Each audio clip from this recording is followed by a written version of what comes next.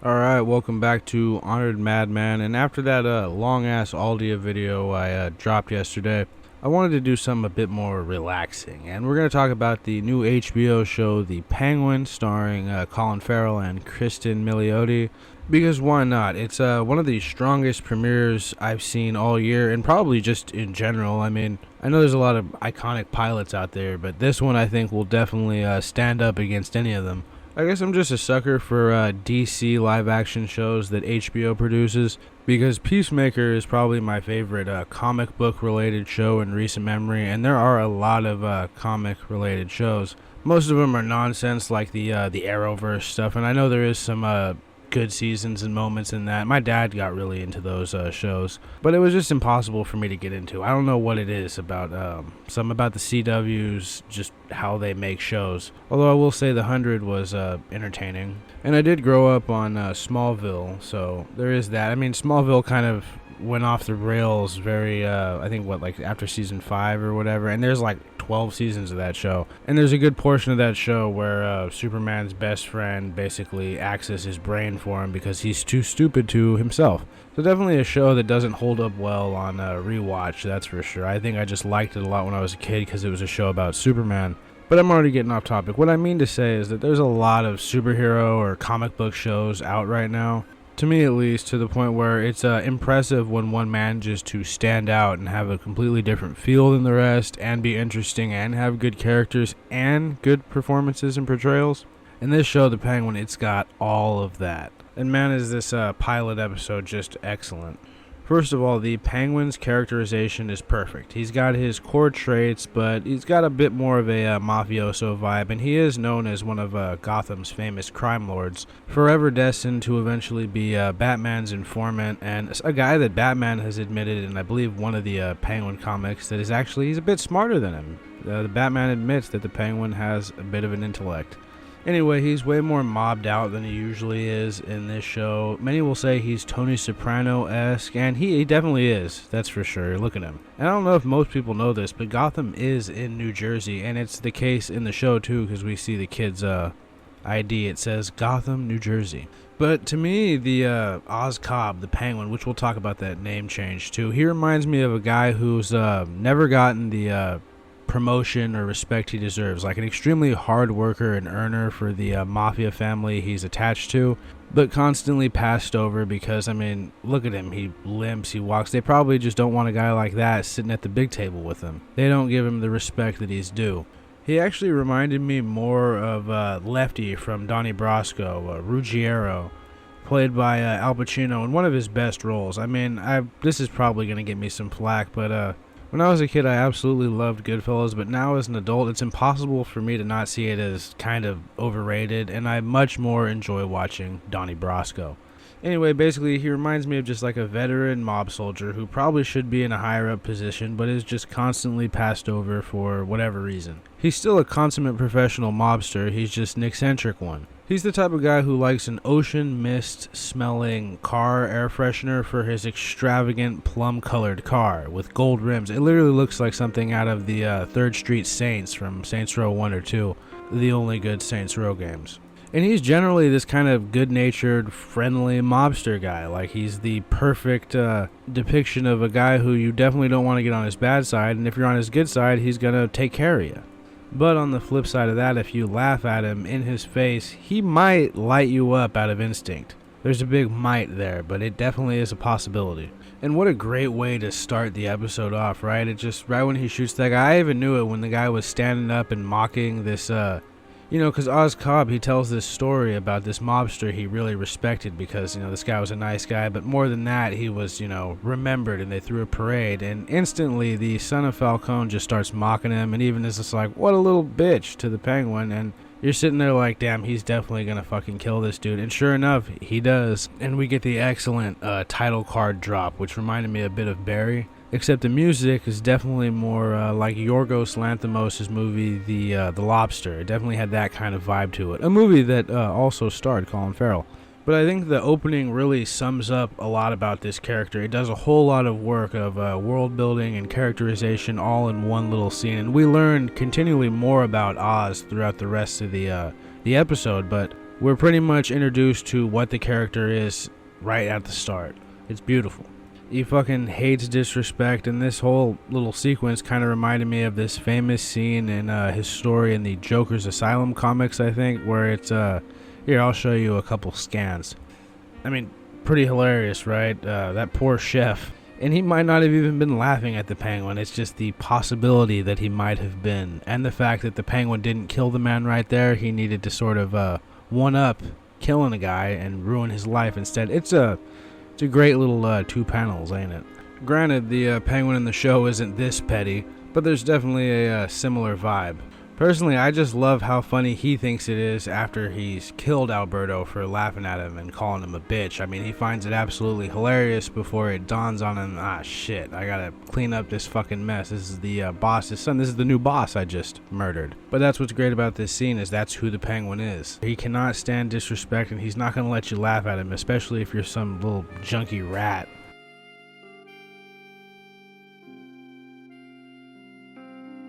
Who only has any form of respect because of who his dad was, like the Alberto Falcone guy. I mean, think about it. The Penguin has every right to not like this guy right off rip. He's just some junkie who's in and out of rehab who basically everything he has been handed to him by his father, Falcone, a guy who the Penguin worked for, but ultimately couldn't stand, and when he found out he was a rat, he confronted him as he was getting arrested and was like, you're a fucking rat. You're like, I don't kill you here.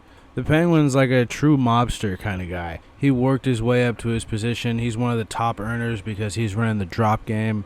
And not only that, he has to hear that little bit from Alberto about how his dad knew that the Penguin was always skimming off the top, but that he allowed him to do it because of how it made the Penguin feel. Like he was a big man getting one over on Falcone. I imagine that factored into the split-second decision to kill Alberto. And then we compare that to how scared Oz is of Sophia, but again, we'll get to that later. Let's talk a little bit about this name change that everybody was all freaking out about.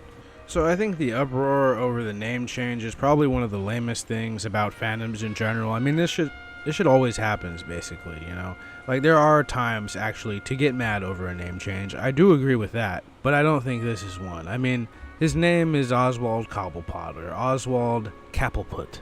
And in this story, he's clearly more mobster. Some would say Italian-American. I would say he's definitely probably like half Italian, half Irish, because the last name Cobb, I believe, is an Irish surname. And the Penguin and the woman playing his mother are both Irish actors, so I think there's a possibility that the Penguin has at least some Irish descent, hence the name Cobb, and they just shortened it to make more sense for the in-universe. And I know they did say they did it to be more grounded. They probably also did it because it's less of a mouthful and it sounds like an old-timey British name. People can make jokes all they want, but at the end of the day, Oz Cobb sounds more like a mobster than Oswald Cobblepot. I know a big part of the uproar is that they don't like how Batman is grounded. But I would say that these the Reeves verse, or the Reeves Batman movie and the Penguin, they're still less grounded than, say, the Nolan movies. Where Batman played the caped crusader of Chicago. But that's just me. I mean, you can get mad over the reasoning and say, why would Batman need to be grounded? Why do we always need to have a grounded Batman? And still view the Reeves Batman as too grounded. That's definitely a valid opinion because it is more grounded than a lot of other, portrayals.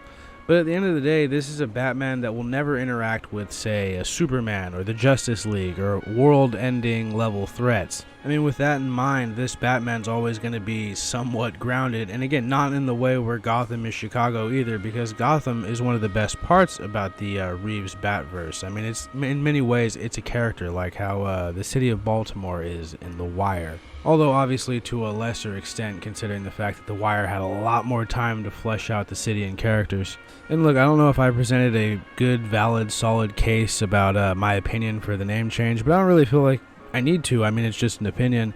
To me, it makes the most sense for his name to be Oz Cobb if he's going to be like this half Irish, half Italian gangster. Why do we need to throw in some old-timey British, German-sounding name? Or is it Polish? The Cobblepot? I can't remember.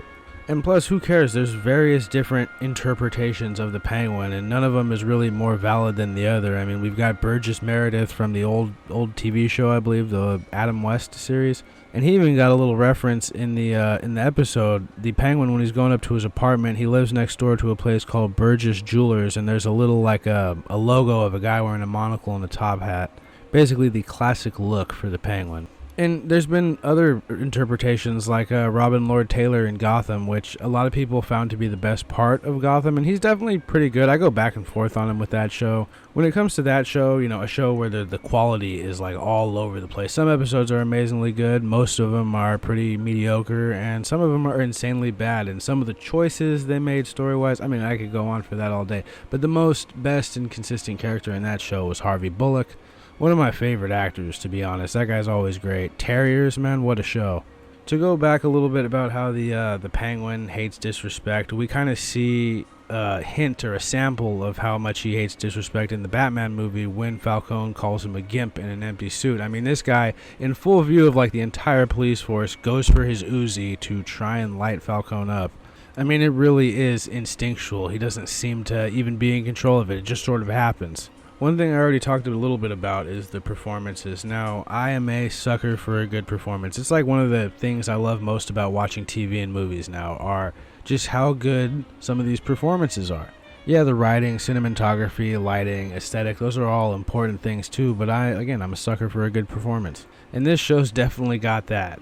The acting, especially from the leads, is nothing short of amazing. I mean, how can you not love Oz after both the Batman, where he was already like a fan favorite, my favorite part, aside from Gordon and Batman's dynamic, which is something else I loved about that movie. His scenes, in my opinion, were some of the funniest, most memorable parts of that movie, and they also kind of lightened the dark-ass tone of the movie up a little bit. I particularly love Gordon and Batman interrogating him, and he calls emo Bruce Wayne Johnny Slick when Bruce goes to talk to Falcone. How can you not love this guy after all that and everything that happens in this episode? He's portrayed so perfectly. It's like Colin Farrell disappears into this goddamn role. I mean, listen to his voice, man.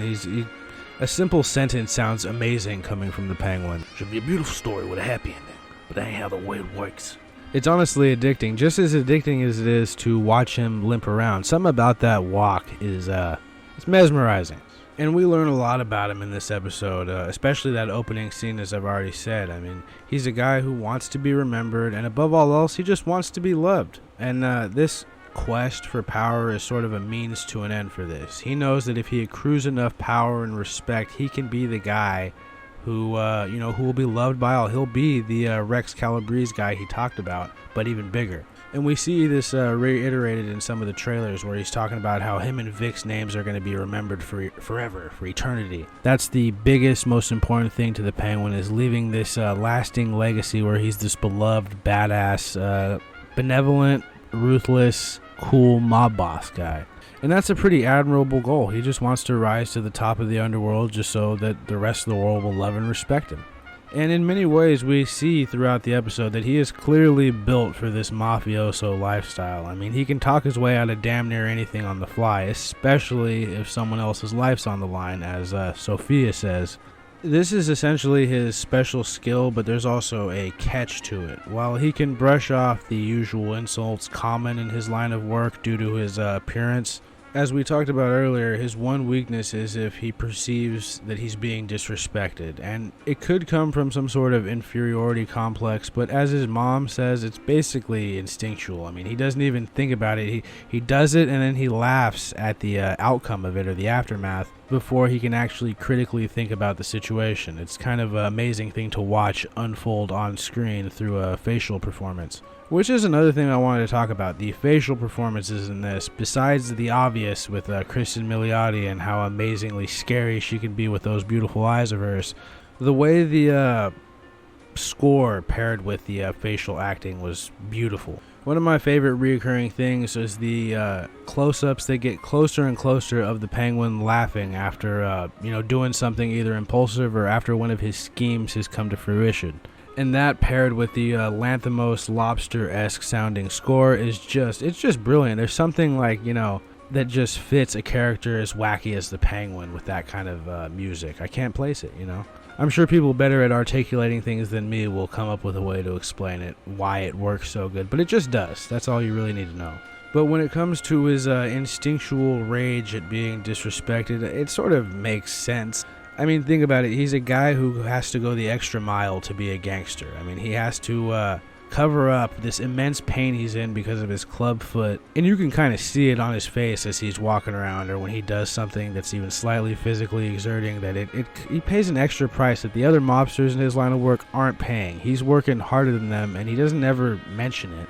He's never mentioning how his foot hurts. I think at one point in the episode he's just like, this fucking foot.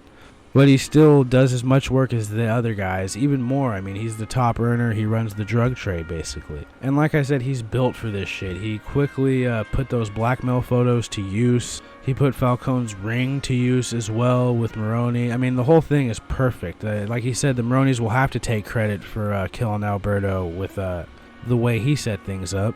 But he's got to go the extra mile to be a gangster, and he probably has to fight extra hard for respect due to just what he is or who he is. He's probably in this constant pain from that gnarly clubfoot, and he suffers in silence, as I already said earlier. And he does all this never minding how many things that having a foot like that would affect and complicate in his line of work. I mean, that's something that's beautifully showcased in the episode. When he has to bag up Alberto's body. We see just his day-to-day. I mean, taking out the trash could be a pain in the ass for the Penguin, but he still does it every time, and he don't really complain. And the best part about this whole beginning sequence and him killing Alberto Falcone is that it's essentially what kickstarts Oz's path to realize his true dream. It sets everything in motion, and he just has to continue thinking ahead of his rivals, and he'll see this thing through. He'll be the last man standing if he plays cards extremely right. And all it took was the instinctual killing of an asshole junkie to help him realize I could finally make my play to realize my dream. Sure, it does take some convincing from his mom, but you can see the look on his face when he finally realizes, maybe I can do this shit. And I know I've already been talking for 16 minutes, kind of all over the place, but there's just so much to love about this show and this character. I mean, the Penguin himself is just magnetically charismatic. I mean, the laugh, the voice, the accent, the random small talk making with his new driver, Vic. There's a sort of intimidating awkwardness to him that just fits the character perfectly. That's fine. I'm an acquired taste. I mean, that's just so much personality in just the way he says that. That sleazy charisma that he's just exuding. He definitely knows how to deal with the higher-ups. I mean, sure, he does fumble, like bringing up Alberto's plan, but no one would have anticipated Sophia coming back. I mean, how could he? The city's sort of in shambles because of everything the Riddler did in the Batman movie. I imagine no one really knows what's going on in the various parts of the city at a given time. Plus, it also seems as though that Oz Cobb was the one who told Sophia's father about her murderous work as the hangman, so it's clear that they have some history that might not always be the most friendly. That being said, she doesn't hate Oz, and she also is the only one who doesn't underestimate him. Sophia is the definition of a wild card, though, completely unpredictable, and Oz was able to think ahead and take steps to prevent himself from being discovered, but only because she let him know that she was onto him. So obviously the Penguin, he's not infallible, but he is smart. I mean, like I said earlier, there was a comic where Batman himself, a genius, admits that the Penguin may be a tad bit smarter than he lets on. I was trying to think of why I felt the Penguin looked so familiar, and then it finally dawned on me. Fucking Joe from Mafia 2. He's basically a pre-Scars Oz Cobb, but, from Joe's Adventures. Not a good DLC, I'm afraid. Honestly, Mafia 2 has some of the worst DLC I've ever played, but the base game is pretty good. Now, there was a lot of great TV this year, but I think my two favorite shows would probably be this and The Gentleman, and there's only been one episode of this that's come out so far. I almost don't want to count Shogun because I viewed it as a mini-series and now it's getting more seasons, and I probably should do a video about that too.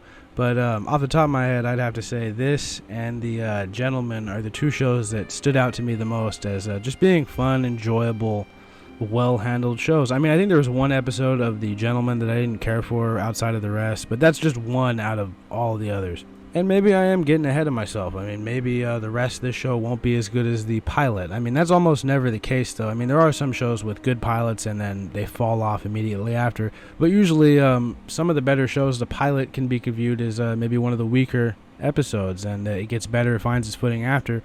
The Penguin doesn't have that problem. It doesn't really need to find its footing. It just needs to stay in its stride. And for the most part, I have faith in it. I think it'll pull through. I mean, I'll be right there to eat my words if it doesn't. But I think this is clearly a very well-made show. I mean, Colin Farrell, Kristen Milioti, Matt Reeves, the writers, the entire crew, they really knocked this show out of the park.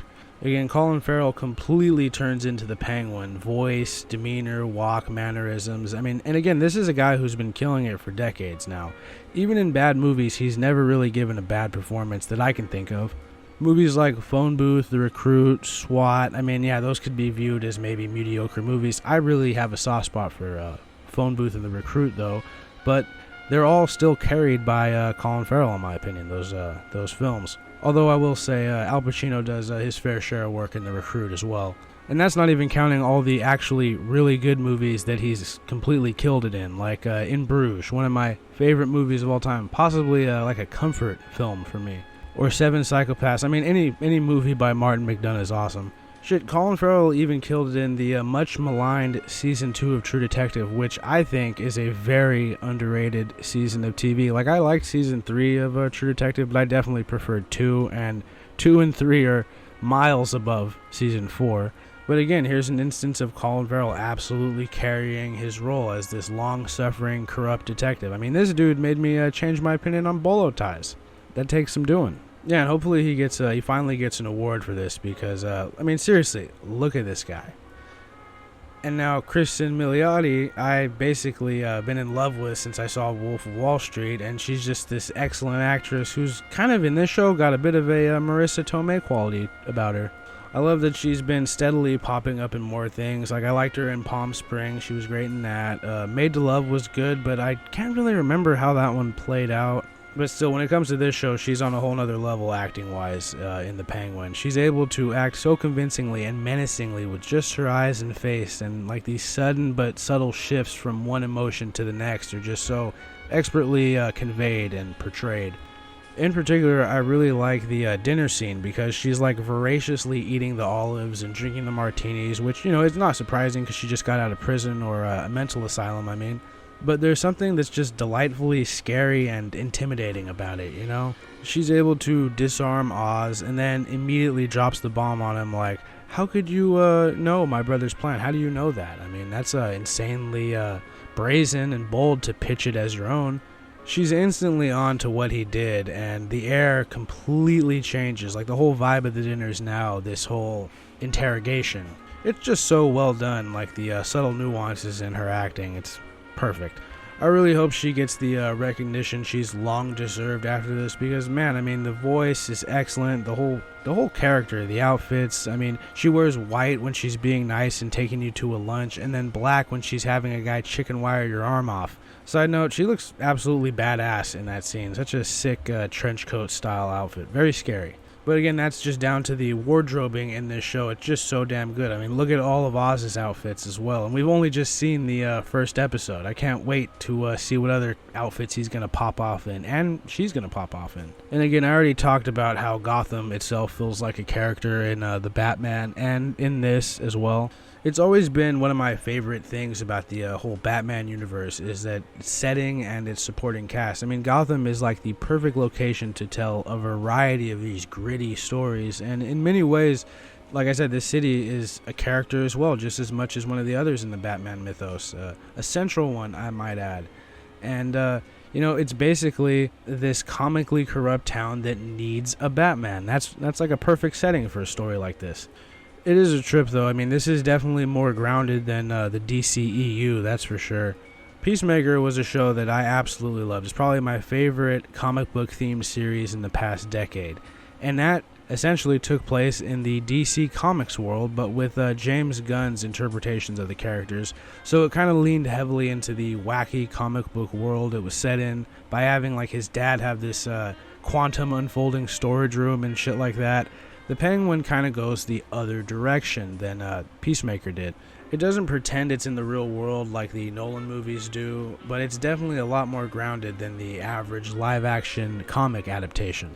I actually think from what I've seen in the Batman in the first episode of this show that it strikes the perfect balance between the two aesthetics. I don't know, I just feel like it's difficult to do a pilot this good. I mean, like I said earlier, there's been plenty of good pilots out there, but this one had like no fat on it. Every single scene and dialogue sort of served a purpose as far as I could tell. And there's so many good scenes, besides the ones that we already went in depth about. His escape from Sophia's goons, where he hides in the trunk, is fucking excellent. His gamble and payoff at the end, him talking pickles and slush puppies. I mean, that scene where he's talking with his mom. We learned so much in this episode through every interaction. I just really think that the show did an excellent job of setting up the world and the characters, and I really can't wait to see where it goes from here. It only sucks that, it's supposed to come out, it's not supposed to. I thought it was going to come out tonight, but it's actually not coming back the next episode till Sunday. So I'm going to try and have this one up today. It's going to have minimal editing. I'm recording this Thursday at 1 p.m. I never really said the exact time I'm recording something before, so that's a little odd. But I think I conveyed everything I needed to convey in this video. I just wanted to gush about how much I like this series. And it's got, like I said, two of my favorite actors in it, and they're given nothing but excellent scripts and acting and set pieces to work with. I mean, what's not to love about this show? Oh, I almost forgot. The Penguin, he takes this kid under his wing, right? So there's some kid trying to steal his rims, and he shoots at them, and one of them stays behind. It's this kid with a stutter named Vic.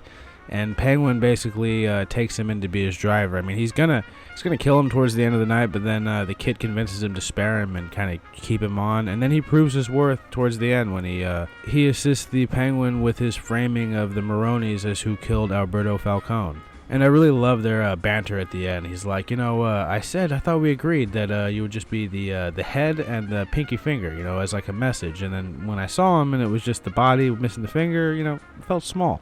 And then Vic explaining why he did it was also perfect. Like, it just completely made sense for his character to say that. Like, he's never cut the head off of a fucking person before, dead or alive. I don't know, usually I hate the kid characters and like little sidekick characters that are supposed to represent us, the audience, and they're supposed to be our window in. I usually don't care for those type of characters. One of the biggest examples of that would be the main character in that new Mortal Kombat movie. I mean, I just did not give a shit about him. I mean, yeah, they even made him Scorpion's like descendant, and that still didn't care. And that guy got to kill Goro. It's pretty ridiculous. Still can't wait for the next one. And I also really liked how it felt like Penguin taking Vic under his wing. It really mirrored how I believe Batman took, I think it was Jason Todd, the one who became Red Hood eventually. It's how he met him in one of their origins. I don't think in every origin, but that's how he took him under his wing and made him into, I think, the second Robin. Batman lore is a bit spotty, but I'm pretty sure that's correct. Just another interesting parallel. But I'll stop rambling now because I guarantee I've repeated myself more than a few times throughout this thing. As always, though, I hope you guys found this video to be at least somewhat informative or amusing or entertaining. And if there's anything you guys want to share about the series or anything I might have gotten wrong because I'm citing like comics and very vague knowledge I have from fucking 15 years ago. So, if there's anything I got wrong in regards to that, definitely let me know in the comments and just let me know what you thought of the Penguin show. But without further ado, let's have our outro, shall we? And then the final thoughts.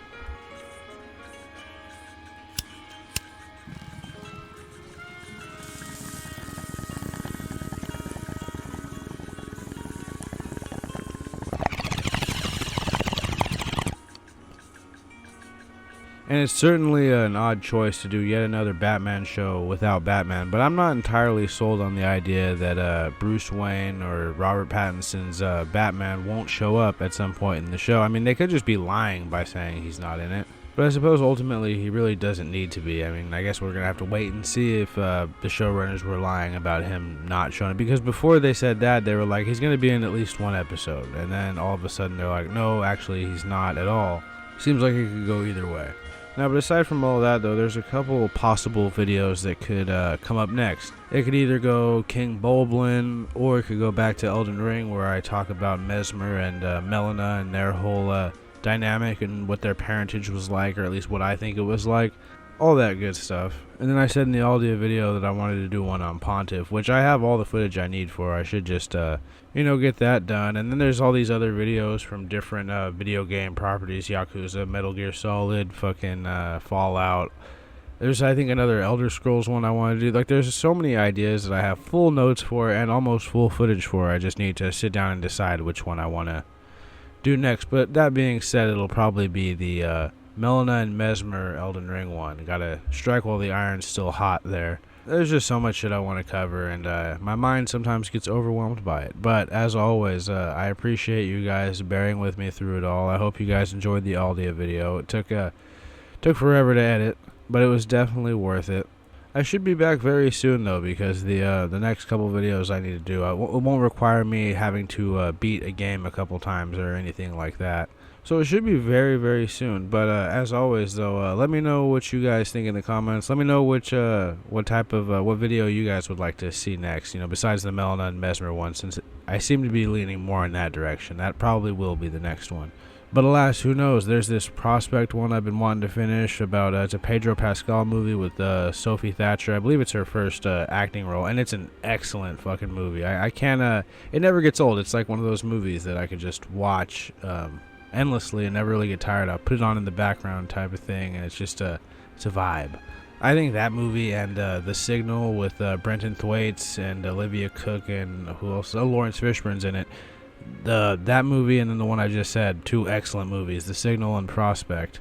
Definitely watch those because there will be a video on each of those at some point. But I think I've rambled enough about these various subjects. I hope everybody is doing well, and I will see you guys very, very, very soon. I hope everybody stays safe, and, see you next time.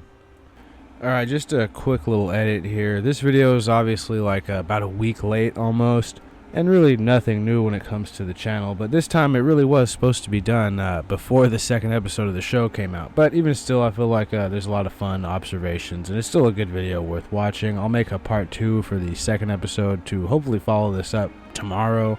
But yeah, we took in a German Shepherd, and it's just been a whole new thing trying to figure that out. I haven't had as much time to edit, but yeah, obviously I didn't plan that out too well. But anyway, we're almost on the other side of it, so think of this video as part 1 of 2, and the part 2 should follow it very, very soon, then followed by the infamous Melina and Mesmer video. I was thinking of putting this at the beginning of the video, but I felt like that would be kind of jarring, so here it is at the end after I already signed off.